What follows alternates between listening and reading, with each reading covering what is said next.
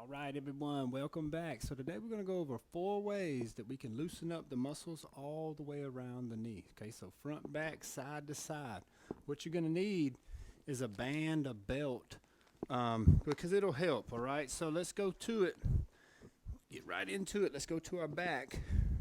First exercise. Well, let's talk about this now. I want you to make sure that anytime you do any of these drills, you're always warming up the area that you're trying to stretch out or loosen up in some ways, okay? The blood flow, the warmth is just going to help everything relax into its place, and it's always going to be a little bit safer to get it to a good, nice, warm state before you go to tugging on things, okay? So check this out. Let's do that by grabbing the back of our thigh, and I'm going to kick my leg nice and straight and pull my toe in. I'll point, and then I'll relax. I'll pull every time I straighten that leg out, and I'm just going to keep working that knee as I go. All right, so this is a good way to go ahead and start kind of doing a little flossing through the knee, through the ankle, and all the way through the back of that leg. Okay, and once you get a couple passes to where you just kind of relax as you do it, at the top we can just keep those toes pulled in as we kick in. And we'll really start to feel it in the back of that knee. As you noticed, every time you pull those toes in nice and deep, you'll feel it. So if you keep it pulled in, you feel it even more. Okay? Once that's nice and loose, maybe do a couple little circles. One way, circles the opposite way, and then maybe a little ruddering, as I like to call it. So I'm just kind of working through that hip joint, pulling that foot left to right as I keep my knee right up over my hip.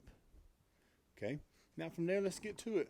We need that band. I'm going to hook it around the pad of my foot, and then I'll just kick like I've been doing and keep my toes pulled in, and I'm going to kick a little harder for 10 seconds. So I'll just kind of push into the band a little bit, pull the toes in, take a couple big deep breaths, and then I'll just kind of relax and maybe bend that knee a little more.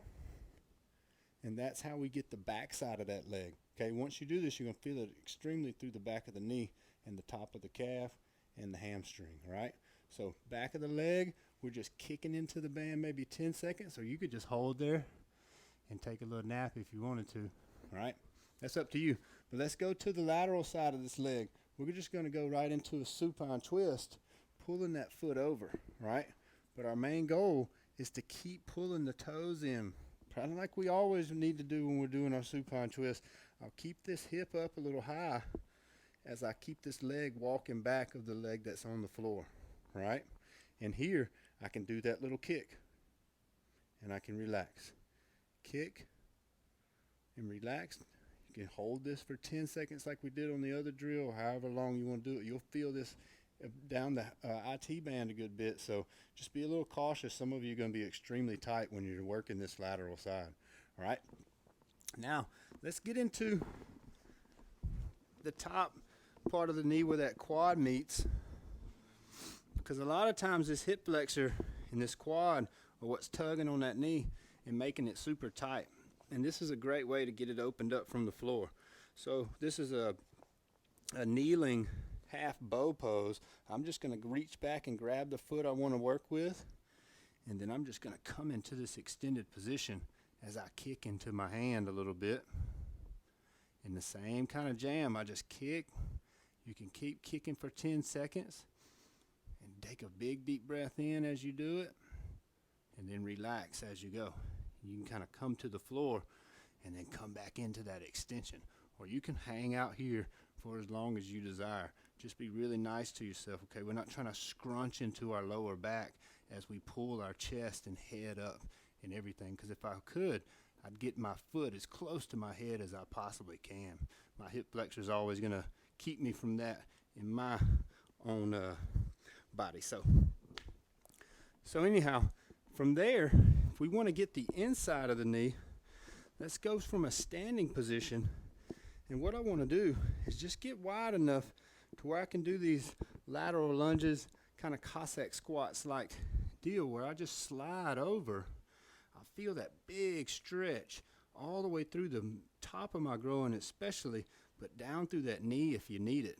And then I'll just pull myself back out of there. Try to keep your chest up as you lean over. That way you can really focus on what's happening here rather than how deep you get into the squat, okay? So just left to right we move. And then I can pause here for that 10 seconds. Find that stretch. Maybe move that foot. And really try to drive that chest up. And then push out of there, okay? One more on this side just for good measure so you can see that I'm really trying to adjust. I'm not trying to be too picky about where this knee is as long as my butt stays back and that my heel stays on the floor. And I'll drive out of there, all right? So there's 4 ways right there. We can get the front part, back part, and both of the sides of that knee loosened up before we get to moving around or doing whatever it is we want to do. All right? So give those a shot and let me know how it goes.